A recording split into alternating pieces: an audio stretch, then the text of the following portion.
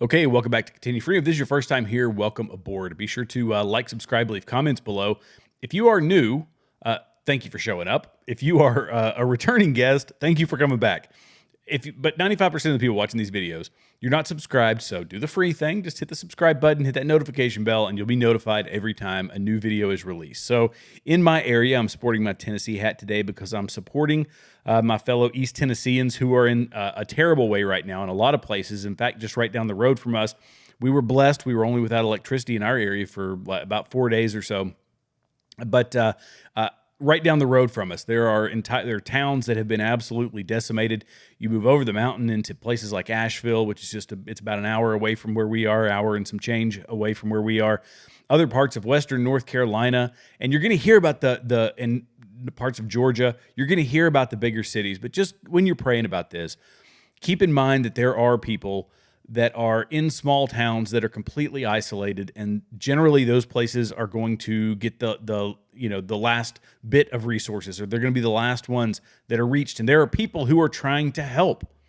There are citizens who are trying to help their fellow Americans that are flying from other states because they happen to have a helicopter, and they are being turned away. This story went viral on the internet.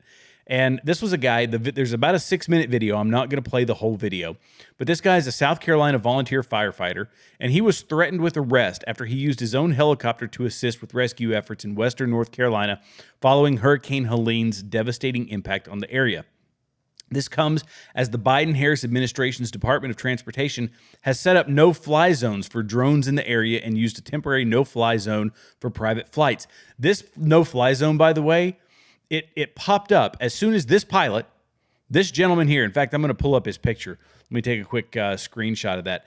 But this guy, and you'll know the video when you see him, but he was confronted by a local fire chief or deputy fire chief after he had flown into an area where he had been getting messages on Facebook. He saw this elderly man and woman. He went in, landed his helicopter. Of course, he got the woman first. He flew back to an area where all of the firefighters and EMS and first responders, all the people that were there, cleared out an LZ for him to land. He dropped the lady, and then this bureaucrat shows up and tells him, if you go back up that ridge again and bring someone back, I'm going to have you arrested. And he's waving deputies over, and he's threatening to arrest this guy, all because he wanted to save a couple of people that were in need. And here's the end of the story. I'll go ahead and tell it to you, and you need to go find his video. Just Google firefighter tries to save people and is arrested or whatever, or threatened with arrest. He has to leave the man behind so that he can go back and pick up his son, who he had left, where he had picked up this elderly lady, picked up his son, and he flew back to South Carolina. Otherwise, he was going to be arrested. So in times of strife and struggle and difficulties like these folks are facing, the bureaucrats really show their stripes. The people who are on scene really show their stripes, because in that instance, there was not any flight restrictions set up. And I, as a drone pilot, this is one of the things I do in my civilian career is my wife sent me some messages. People were looking for drone pilots to help search for folks. They have put up flight restrictions that don't allow drone pilots to fly around. Now, you can make some arguments as to why that would be. Part of it is that you get a lot of aircraft flying in an area, in particular small aircraft like drones, unmanned aircraft, and then manned aircraft like helicopters that are flying significantly lower. There are some risks there, but all of this can be mitigated. We could do it locally in the military with everybody being on the same radio frequency, and you do altitude separation, you do time separation. There's ways that airspace can be coordinated, but this is the problem with the federal government. In lieu of, when there is no, let me put it this way, when something drastic happens, the knee-jerk reaction is to put in the most restrictive standards that they possibly can, even if it costs people lives, which is what the military used to do. The military became very risk-averse. Local law enforcement and first responders are even more risk-averse because they aren't used to dealing with situations like this. So as a result, people are going to continue to be stranded. Fewer people are going to be found, or they're going to be found more slowly because of the bureaucracy and because of the people that are entirely risk averse. This guy just wanted to help, and they say, if you help, we're going to arrest you. And so I don't know whatever happened to the man. I haven't heard a follow-up story to this. But we expect, the average American citizen, we say, well, the federal government should step in and help. Where's the federal government in all of this? Well, the federal government is already running out of money. They diverted $641 million for non-citizen migrants, and now they're saying, well, we're not going to have enough money to get through the rest of hurricane season. The Biden Department of Homeland Security Secretary Alejandro Mayorkas, doing a fantastic job, by the way, I hope you note my sarcasm, has admitted that funding for the Federal Emergency Management Agency, or FEMA, will not last through the hurricane season this year. This comes after the DHS diverted over $640 million for non-citizen migrants. The latest term for illegal immigrants for shelters in 2023. This diversion of funding was in April of 2024, prior to the disaster that struck the southeast with Hurricane Helene. Mayorkas made the admission to reporters on Wednesday, per the Associated Press. We are meeting the immediate needs with the money that we have. We are expecting another hurricane hitting. Mayorkas told the press, FEMA does not have the funds to make it through the season. Interesting. They don't have the money to make it through the season. But Kamala Harris, and I thought I had that article pulled up, but I guess I didn't. Kamala Harris says that $750, that's what we can give you. You lost your home, you lost all your property, you don't have internet, you don't have phone, you don't have electricity, you have no communication with the outside world. We got $750 for you. Red Cross took their time getting there. FEMA took their time getting there. Meanwhile, you've got people like the 82nd and the 101st that are saying, get us over there. We've got ROPUs, reverse osmosis water purification units. We've got vehicles. We've got aircraft. We can have Chinooks and Blackhawks landing over there, aiding in the rescue efforts and the search efforts. And they say, well, in lieu of all that, we don't need to get all spun up about this, people.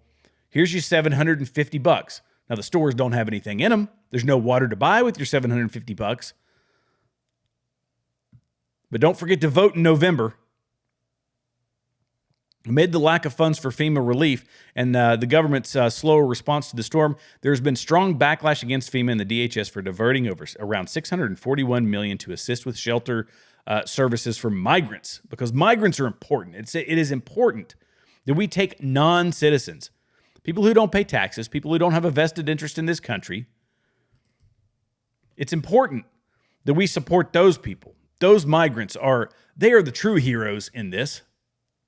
They're the true heroes in the American system, right? Not the people in Western North Carolina or East Tennessee, the ones who don't vote the right way. This is the problem, everybody, the mismanagement. We give them over $4 trillion a year in tax revenue. That's still not enough. They got to spend more. They got to spend $300 billion in Ukraine. They've got to send $20 or $30 billion over to Israel. They've got to send billions around the globe. They've got to empower these foreign governments who are the ones that are, producing all of our goods, and we got to buy our oil from them. We can't do that here in America. No. We can't allow ourselves to become a self-sustaining nation. We've got to be reliant on other people, and we've got to ship our money off to other places. We've got to let people like these in, who are killing our children, who are putting us at risk. Those poor gang members. These are the priorities, people. These are their priorities. And it should be infuriating to everybody, but there's a lot of people there's a lot of Americans out there who don't see this as an issue. We have a finite amount of money, and where we spend that money is important, and it should be spent on American citizens first. Period. Bar none. No questions asked. In fact, this is actually right down the street from me. This happened shortly after the hurricane. These are 8 migrants, like literally 15 minutes down the road from me. 8 migrants in a small East Tennessee town looting people. It's important that we celebrate the diversity of the people that are coming from other countries who don't have a vested interest in how we are supposed to live. They don't understand our civics. They don't understand our Constitution or our way of life. No, it's important that we let those people in to loot in time of need. Not the East Tennesseans, the Western North Carolinians, the North Georgians, who are coming out to help all of their fellow citizens, who are filling up trucks with water and hygiene supplies and trucking it to those places. No, we need to focus on the people who will loot and who will kill and who don't really care about other people. They don't have a vested interest in that. They weren't born here. What difference does it make to them? It's so frustrating. It's so infuriating. Because I'll be honest, I would venture to say that the vast majority of American citizens love their fellow citizens. There's a lot of political back and forth. I see it all the time. I see it in my comment section. Oh, you're just a hateful America First MAGA guy or whatever. More Russian propaganda. This is one of the most recent ones I got that made me chuckle. Oh, it's Russian propaganda to talk good about your country, to say nice things about America. But we have to pay attention to what our political leaders are doing, and we have to look at who they're supporting. In the time of need, when we're talking about Western North Carolina, Maine to Texas, every single Western North Carolina, North Georgia, East Tennessee, reeling from massive amounts of flooding, and the Kamala Harris camp supports this guy, shutting down our ports. And I mean, he's excited about this. Listen to the ego behind this guy. This is the one who is going to, by the way, make situations like this worse, but strictly out of greed. Listen to this. These people today don't know what a strike is. Right. When my men hit the streets from Maine to Texas, every single port will lock down. You know what's going to happen? I'll tell you. First week, be all over the news every night, boom, boom. Second week, guys who sell cars can't sell cars because the cars ain't coming in off the ships. They get laid off. Third week, malls start closing down. They can't get the goods from China. They can't sell clothes. They can't do this. Everything in the United States comes on a ship. They go out of business. Construction workers get laid off because the materials aren't coming in. He's bragging, by the way, about the fact that he was able to shut down the ports from Maine to Texas, holding American citizens hostage, wearing a $10,000 necklace on a $900,000 a year salary. And he's bragging about it. Who's going to suffer? Yeah, everybody along the eastern seaboard, but Western North Carolina is going to suffer. East Tennessee is going to suffer. North Georgia is going to suffer. Does he care? No. And I'll tell you why in just a minute, because that's what's really going to piss you off. The steel's not coming in. The lumber's not coming in. They lose their job. Everybody's hating the longshoremen now because now they realize how important our jobs are. Now I have the president screaming at me, I'm putting a Taft-Hartley on you. Go ahead. Taft-Hartley means I have to go back to work for 90 days. That's a cooling off period. Do you think when I go back for 90 days, those men are going to go to work on that pier? It's going to cost the company's money to pay their salaries. Well, they went from 30 moves an hour maybe to 8. They're going to be like this. Who's going to win here in the long run? You're better off sitting down and let's get a contract and let's move on with this world. And in today's world, I'll cripple you. I will cripple you, and you have no idea what that means. Nobody does. So he's trying to get their salary to $145,000 a year. He's making $900,000 a year, wearing a $10,000, $20,000 gold chain necklace. He wants more. Give me more. Give me more. And he wants to hold the American citizens hostage out of greed, out of jealousy. Greed and jealousy. This is everything that's wrong with unions today. You want to know why? We have increased productivity. We've become more efficient. Products have become cheaper to produce, and yet vehicles continue to get more and more expensive. more and more expensive. Our products get more and more expensive. You want to buy something made in America, it's going to cost you 3 or 4 times what it cost you for buying it from other countries or products made in other countries. I will tell you why, because of unions. Because this guy wants a 77% increase. 77% over 6 years. Wouldn't you love a 77% increase? It's not realistic. 77% for people that are already making $100,000 a year to drive a forklift? Not realistic. It is extortion, and they are extorting the American people, and he's bragging about the fact that he can shut down all the eastern seaboard, all the ports on the eastern seaboard out of some weird Napoleon complex and hold you hostage. The people in Western North Carolina who need the water, who need the clothes, who need the toilet paper, who need all the stuff. Got it. We should be producing here in America. You want to produce here in America? Get rid of people like him. And by the way, in case you need perspective, his monthly income is twice the median income in America. Twice. And he wants more. Give him more.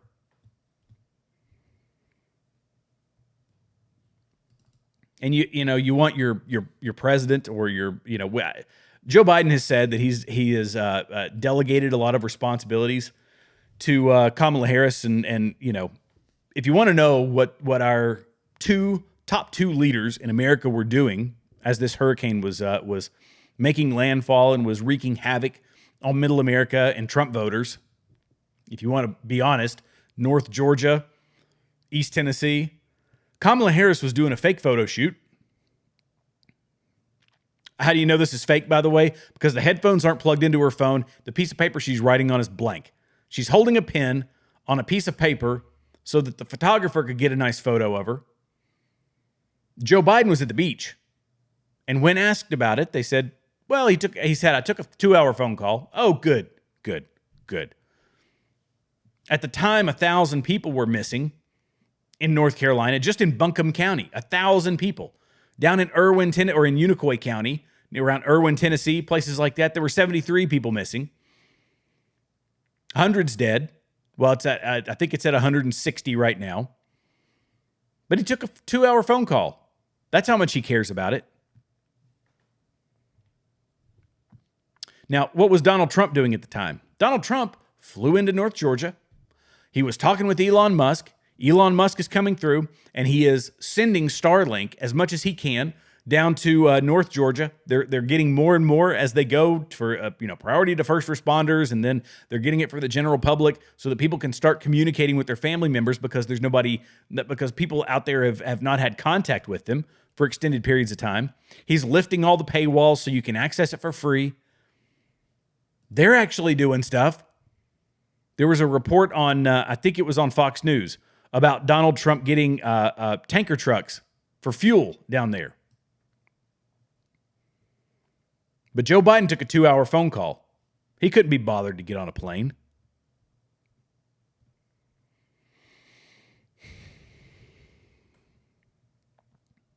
It is so easy to see where the priorities lie for our leaders. Their efforts, how much time and energy they put into things, it speaks volumes. And if you're still willing to take a partisan line and say, nope, I've still got to back Kamala Harris because of the mean tweets, not because Donald Trump is taking his own time and money and effort to go help people when FEMA isn't there and when other government agencies aren't there, or when Elon Musk, he's the richest man in the world, but he's focused on Western North Carolina, on East Tennessee, on North Georgia. They care. Kamala Harris says, I can get you $750. Look, I've got to get back to worrying about Ukraine. I've got to get back to these other problems. And that's not to say we can't walk and chew gum at the same time. I got it. We have to worry about everything else.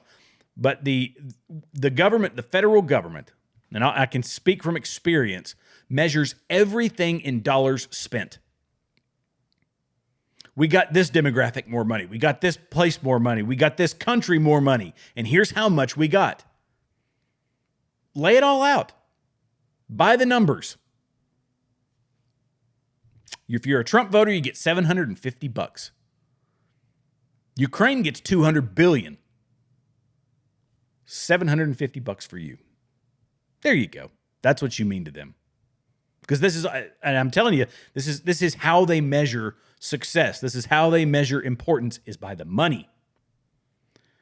And FEMA says, we don't even have the money to get through the rest of this, because this is money set aside for the American citizens, and we were not planning on spending money on the American citizens in this election cycle. Gracious sakes alive. Can you imagine? And I'll show you one other thing. So this is another, I've got to highlight this stuff, right? Kamala Harris, she was on stage in a $62,000 Tiffany necklace, which is almost double the median income in America. She's wearing that on her neck. $750 for you, my friends. Wow. It's shameful. It's more and more stuff is coming out about this, about just the absolute mismanagement of money, of funds. And thank God we have citizens out there who are doing what they can to help their fellow Americans, to do what they can to help their neighbors. God bless them. God bless them. Well, that's all I'm going to talk about in this video. I've got more stuff, so check out my next video because I've got some really wild things I want to talk about. I love you guys. Thank you so much for watching this far, and be sure to like, subscribe, leave comments below. We're on X Locals, Rumble, and YouTube, and I'll see you next time. God bless you. God bless America.